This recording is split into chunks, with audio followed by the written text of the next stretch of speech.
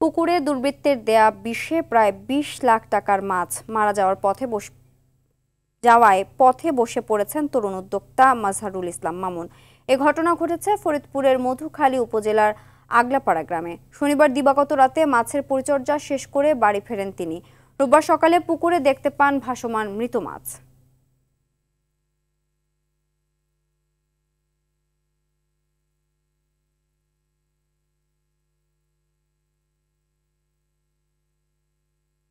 সকালে ফোন দিয়েছে আমার লোকজনে, তা যে লাইট বন্ধ করে ও লাইট বন্ধ করে গেছে, তখনও মাছ ভাসে ওঠে নাই মোরা। আমার কিছু ভুট্টা করছিল, ওই ভুট্টা শুকানোর জন্য বস্তা নিতে আসছিল, বস্তা নিতে আসে দেখে যে মাছ বাসা শুরু হয়েছে। তখন আমার ফোন দিয়েছে, আমি দ্রুত তখন আনুমানিক 8টা বাজে আমি আসছি। আসে দেখে এই অবস্থা, আসে দেখি সব ট্যাংরা গুলশা আর হলো আপনার এই নোনা ট্যাংরা, এই 3 ট্যাংরা ভাসে অলরেডি শেষ।